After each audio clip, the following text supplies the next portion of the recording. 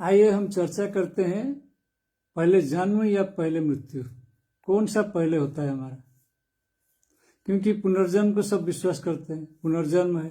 जब पुनर्जन्म है तो इसका मतलब जन्म होता है, फिर मृत्यु होता है, फिर जन्म होता है, फिर मृत्यु होता है, ऐसे चलता है पुनर्जन्म।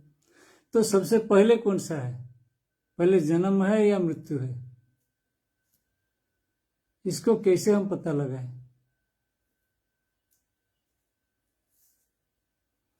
अगर हमारा जन्म या मृत्यु होता तो कोई भी एक पहले होता है या दूसरा बाद में होता है। अगर हमारा जन्म या मृत्यु नहीं है तो ये प्रश्न ही नहीं उठता है जन्म या मृत्यु का। फिर ये प्रश्न आया कैसे हमारे सामने, ये आया हमारा कंफ्यूजन की वजह से। क्योंकि हम शरीर को देखते हैं और शरीर जो है नष्ट हो जाता है हमारा सामने, हम देखते हैं, या किसी का गर्भ से जन्म लेता है, हम इसी को सोच लेते हैं कि हमारा जन्म और मृत्यु हो जाता है। ये मन में ये धारणा को हम पाल लेते हैं कि हमारा जन्म और मृत्यु होता है। क्योंकि हम मर जाते हैं, शरीर नष्ट हो जाता है, आत्मा कहीं चला जाता है, फिर जाके दूसरा शरीर में जन्म लेता है, फिर वो आता है गर्भ में, फिर जन्म लेता है।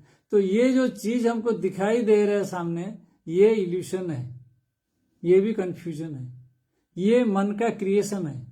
ये मन जो है गोल गोल घूम रहे, एक सर्कल में घूम रहे। तो सर्कल में कोई मतलब आप कहां से शुरू कहां से खत्म कैसे बोल सकते हो। ये जीवन एक चक्र है बोलते हैं। ये सारा चीज दुनिया में जो भी खेल चल रहा है एक चक्र में चल रहा है। कोई भी चीज ऐसा नहीं है कि जो घूम नहीं रहा है। इसीलिए यूनिवर्स भी घूम रहे, पूरा यूनिवर्स का साथ साथ सब कुछ घूम रहे। कितना भी यूनिवर्स है सब घूम रहे हैं, कोई स्थिर नहीं है यहाँ पे। सब एक चक्र में घूम रहे, कक्ष में घूम रहे हैं, तो पता ही नहीं लग रहा है टाइम। इसलिए इल्यूशन है। जब चक्र है तो समय है, तो क्योंकि समय ही चक्र है। जब घूर्णन है तभी समय है, जब घूर्णन नहीं है तो समय नहीं है। तो इसलिए बोलते हैं भगवान शिव जी को महाकाल बोलते हैं, क्योंकि वो घूर्णन से बाहर हो गए। कैसे बाहर हो गए? क्योंकि शरीर से बाहर हो गए, यानी शरीर का बंधन से मुक्त हो गए। क्योंकि घूमेगा कौन? शरीर घूमेगा। जब शरीर ही नहीं तो घूमेगा कौन? कौन गोल गोल घूरेगा? तो जिसको बोलते हैं आत्मा, जो प्योर कॉन्शियसनेस है, चैतन्य बोलते हैं, उसका कोई घूर्णन होता ही नहीं है। वो दृष्टा है, विटनेस है। तो हम वही है वास्तव में। लेकिन हमको बोध होता है कि हम घूम रहे हैं जन्म और मृत्यु के चक्कर में। इसी में हम फंसे हुए हैं। पुनर्जन्म, जन्म, मृत्यु, ये सब कर्म, ये सब जितना सारा चीज है, ये सारा मन का खेल है, प्रपंच है। लेकिन इसी में हम पिस जाते हैं, पिसते ही रहेंगे। जब तक इसको हम फॉलो करते रहेंगे हम पिसते रहेंगे, क्योंकि और कोई उपाय नहीं है। जब इसको फॉलो करना हम बंद करेंगे तो धीरे धीरे इससे हमको मुक्ति मिल जाएगा।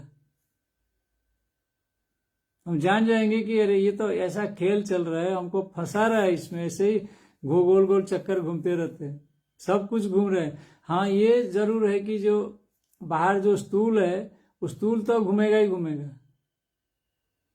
उसमें भी है सूक्ष्म चैतन्य है, परंतु वो इतना एक्टिव नहीं है, इतना सक्रिय नहीं है कि वो मुक्ति मिल सके उसको मुक्ति मिलने के लिए जो है प्राकृतिक रूप में प्रलय होता है।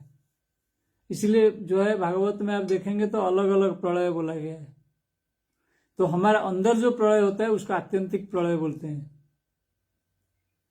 तो अलग अलग प्रलय, नित्य प्रलय, नैमित्तिक प्रलय, प्राकृतिक प्रलय और आत्यंतिक प्रलय।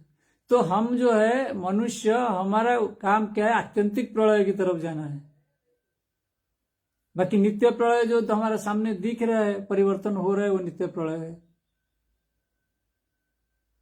नित्य परिवर्तन हो रहा है, ये नित्य प्रलय है। और प्रकृति जो प्रलय करता है, इधर उधर कुछ हो गया है प्राकृतिक रूप से, तो वो हो गया है प्राकृतिक प्रलय। और नैमित्तिक प्रलय भी है, जो बोलते हैं इसको कि निमित्त बन के आया है, मतलब कुछ पीरियड के लिए बना हुआ है।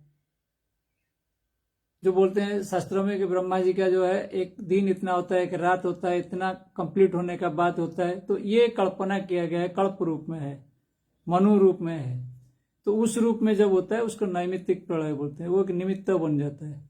मतलब एक बंधन बन जाता है, मतलब इतना दिन के लिए ये बंधा हो गया, मन में ये कल्प में बंधा हो गया है, तो इसलिए इसको नैमित्तिक बोलते हैं, निमित्त बन जाता है वो। परंतु ये सारे से हमको मुक्त होना है,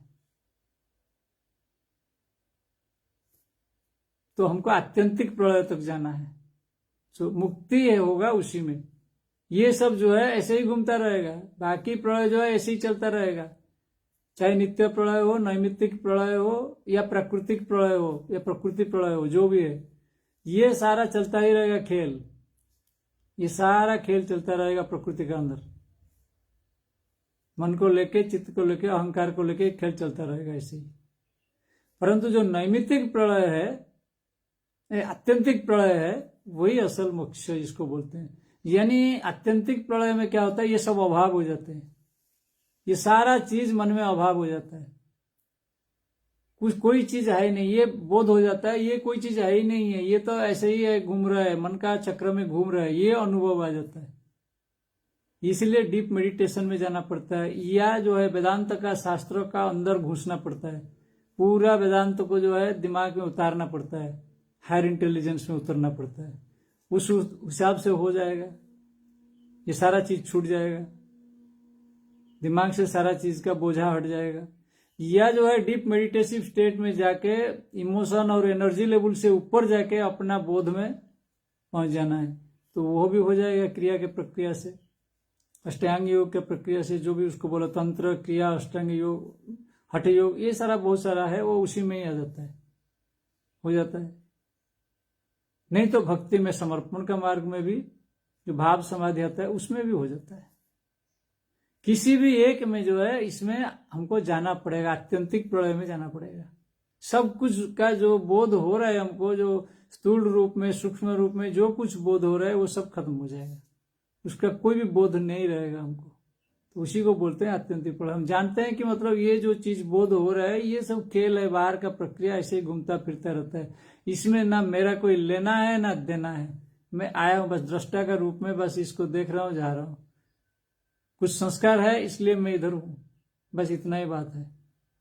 मन में कुछ संस्कार है, मन में कुछ पूंजी है, इसलिए जो है मन में कुछ चीज है जो आग्रह बोलते हैं इसको, संस्कार जो है आग्रह हमारा है, तो उसी के वजह से मैं इधर हूं। तो आग्रह से धीरे धीरे जितने छोटा सा थोड़ा थोड़ा थोड़ा थोड़ा है, तो उसको निकाल देना, वो धीरे धीरे निकल जाएगा, बस खत्म, कहानी खत्म। इसीलिए बोलते हैं राम नाम सत्य है। राम नाम सत्य है बोलने का मतलब यही है कि वो जो आग्रह से मुक्त हो जाना है। राम नाम मतलब जो है, जो प्योर कॉन्शियसनेस है वही सत्य है, जो पूर्ण चैतन्य है वही सत्य है। तो उसमें कोई आग्रह नहीं है, उसमें कोई संस्कार नहीं है, उसमें कोई बोझा नहीं है, उसमें कोई चक्र नहीं है, उसमें कोई समय नहीं है, उसमें कोई स्थान नहीं है, कुछ नहीं, देह भी नहीं है, कुछ नहीं हुआ, तो उसी को बोलते हैं राम नाम सत्य है। तो अभी पता लगा पहले जन्म या पहले मृत्यु, पहले ना जन्म है ना पहले मृत्यु है। जो लोग बोलते हैं ना पहले अंडा है या पहले मुर्गी, वो ये मूर्ख का प्रश्न है, मूढ़ों का प्रश्न है। ना पहले अंडा है ना पहले मुर्गी है, ये दोनों ही नहीं है, ना मुर्गी है ना अंडा है, मुर्गी नहीं है कि अंडा नहीं है, ये भ्रम है दोनों। जो दिख रहा है वो भ्रम है, क्योंकि हम भ्रम में है, हम भ्रम को पाल के रखे हैं। पहले बीज है कि पहले पेड़ है, ये लोग पूछते रहते हैं ये प्रश्न, ये क्योंकि उनको मजा आता है ये प्रश्न, इसका समाधान बोलते हैं कोई नहीं दे सकता। कोई देगा क्या, इसका समाधान कुछ है ही नहीं है। जब ये दोनों ही चीज नहीं है तो उसको तुम ढूंढ रहे हो, समाधान कौन देगा तुमको, बताओ। ओम तत्सत।